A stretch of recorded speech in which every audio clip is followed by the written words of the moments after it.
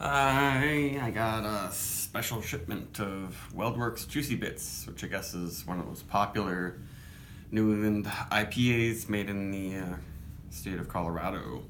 Never had anything from this brewery before, never even had the possibility of trying it. So this one uses Citra, Mosaic, and Eldorado. And I think they also use wheat and oats. So a lot of the most popular any IPA ingredients. It is 6.7% alcohol, and I know they, for a fact, they do good amount of dry hopping during fermentation on this one. It was canned November 27th, so that was like 17 days ago. So still quite fresh. Pretty excited to try it. When I looked up reviews, some people said it was too sweet, some people said it was nicely bitter. We'll see what I think. And so the brewer from WeldWerks made a recipe for this. It was on Beer and Brewing magazine, and he said those ingredients that I just listed, but then also to use London Ale or London Ale 3 yeast, or London 3 Ale yeast is the one that's commercially available. Of course, they probably use their own blend there. But London 3 is definitely one of the more estery yeasts. Man, that smells really good. Just by the smell, I'm almost like, should I have bought the full 4-pack? Really, really, really orangey. A little bit of a creamsicle thing going on. Definitely some candy-like esters coming out of there. It reminds me a lot of some of Mystic's IPAs. Maybe a little bit of like, almost like Hot Butcher, which I've only had once, and Hot Butcher beers got into the area too. Yeah, so a bunch of crazy good IPAs from all over the country came here because there was an IPA festival that Beer Advocate did. And I was not able to get nearly all of them, but I got a couple. And that smell is very nice, but I can tell you, it's kind of big on the yeast. The yeast is what might bring out a lot of kind of sweeter flavors. Pretty full mouthfeel. Ooh. Yeah, it almost has a Belgian yeast twang to it.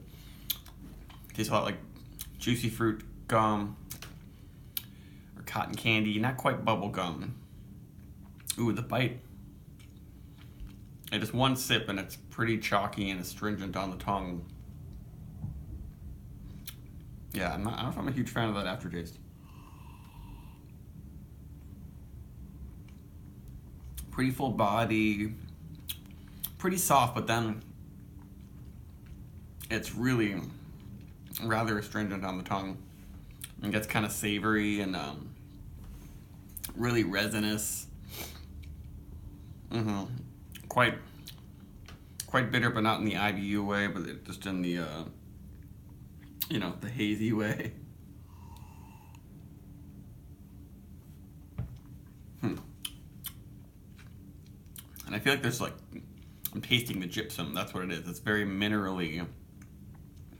And I know the WeldWerks, and in the recipe for this beer, they said you gotta adjust your water and use chlorides and calcium sulfates. But this one, I feel like I'm tasting a lot of that calcium sulfate, which is like gypsum. So that adds to the chalkiness in addition to the crazy dry hopping. And yeah, the finish is really minerally.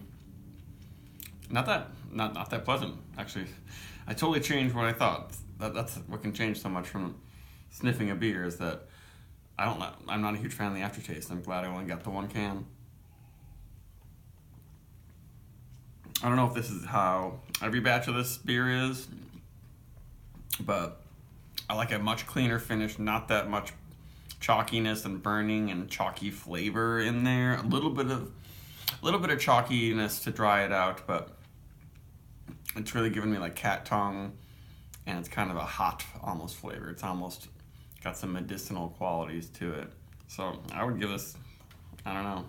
It's got a lot of great qualities, but if they could just fix that finish, and the head is looking a little anemic too. Yeah, I would give this like a 3.75. it's close to being good. The aroma is really good. It was very good at first, but lower the amount of gypsum you put in here. Something, WeldWerks, please. I'd be interested to see what other people in the area think of this beer, because it's never even been on tap, I don't think, in the Boston area. But I know it has pretty good ratings and it's much talked about. But maybe this is a weird batch. Maybe people just like that. Maybe they like a nice biting mineral quality in the finish. But it's like my throat even seems like it's experiencing the heat that I would get from a double IPA, but this is only 6.7. So yeah, 3.75 is the tops I would go. Maybe even 3.5.